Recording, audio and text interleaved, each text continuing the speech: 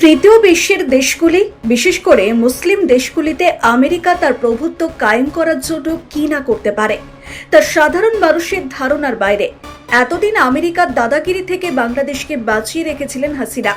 খুব ছোট একটি দেশের প্রধানমন্ত্রী হয়েও কিভাবে আমেরিকার রক্তচক্ষু উপেক্ষা করে দেশকে উন্নত বিশ্বের অন্যান্য দেশগুলির সমকক্ষ করে তুললেন তা গোটা বিশ্বের কাছে বিস্ময়।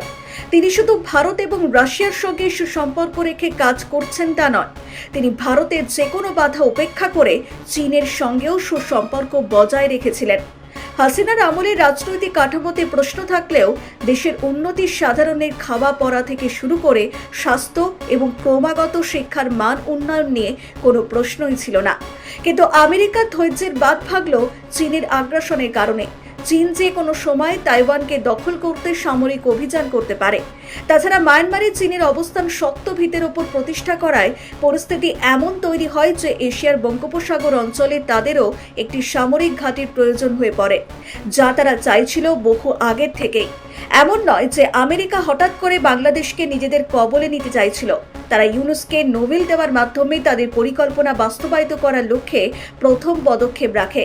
এরপর ক্রমান্বয়ে বহুবার হিলারি ক্লিন্টন চেয়েছিলেন যে ইউনুস সাহেবে কিছুদিনের জন্য হলেও বাংলাদেশের প্রধানমন্ত্রী হন। বহু ব্যর্থতার পর তাদের সেই চাওয়া অবশেষে সফল হয়েছিল 2024 সালের অগাস্টে। কিন্তু কোনো মিলিটারি মুভমেন্ট ছাড়া একটি সরকার বদল করা কি করে এত সহজ হলো? আর এখানেই আসে হাসিনার সঙ্গে সেনার বিশ্বাসঘাতকতার প্রশ্ন। ঘরের ভিতরে শত্রু না থাকলে এত সহজ ছিল না সরকার বদলের কাজটি। 4 আগস্ট রাতে সেনাপ্রধান ঠিক করে ফেলেন যে হাসিনার পতন নিশ্চিত করতে হবে। কিন্তু আন্দোলন নিয়ে হাসিনার কাছে মিথ্যের রিপোর্ট দেওয়া হয় এবং হাসিনাকে আশ্বস্ত করা হয় পরিস্থিতি পুরোপুরি কন্ট্রোলে আছে। এমনকি বিভিন্ন জায়গা থেকে যারা আওয়ামী লীগের হয়ে মিছিল করে ঢাকার দিকে আসতে চেয়েছিল, সেনা সদস্যরা তাদের নির্মমভাবে পিটিয়ে ফিরিয়ে দেয়। এসবের জন্য সেনারা যে আমেরিকার থেকে কি পেয়েছে তা আজও অজানা। মানুষকে বিভ্রান্ত করতে ছাত্রদের দিয়ে সেনাপ্রধানের বিরুদ্ধে কথা বলানো হয়, যাতে মানুষ বোঝে সেনার সঙ্গে ছাত্র নেতাদের কোনো গোপন আঁতাত নেই। এমনকি তিনি ইনক্লুসিভ নির্বাচনের কথাও বলেছেন সংবাদ মাধ্যমে। আসলে জুলাই যে সেনার ক্ষমতা দখল আমেরিকার পারপাস সার্ভ করা ছাড়া আর অন্য কোনো উদ্দেশ্য নয়। কিন্তু সেনাপ্রধান এতই চালাক যে মানুষ বুঝতেই পারেনি আসলে জুলাই ছিল গণ অভ্যুত্থান নাকি সেনা অভ্যুত্থান। আসলে সেনাপ্রধান জানতেন সেনা অভ্যুত্থান প্রকাশ্যে আনা হলে কিছু জবাবদিহি এবং তার দায় দায়িত্বের প্রশ্ন আসে, যেগুলি দায়ভার নিতে হবে তাকে।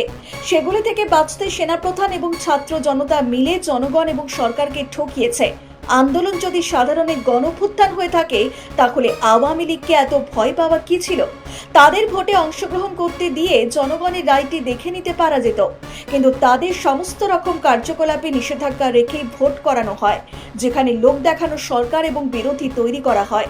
এখনো দেশের মানুষ বুঝতেই পারেনি এখনো পর্যন্ত যা হচ্ছে তা সবই সাজানো নাটক।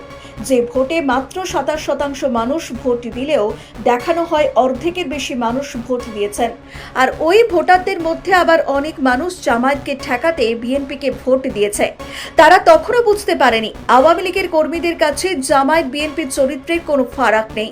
ফারাক বলতে একটি দল মুক্তিযুদ্ধের পক্ষে আর একটি মুক্তিযুদ্ধের বিরুদ্ধে, কিন্তু তাদের মিল হলো তারা সবাই দেশকে ধ্বংস করতে চায়। আর সংসদে এমন সব নাটক করে মানুষকে বিভ্রান্ত করবে যে মানুষ আওয়ামী লীগের কথা যেন ভুলে যায়। ব্যুরো রিপোর্ট, নিউজ বর্তমান।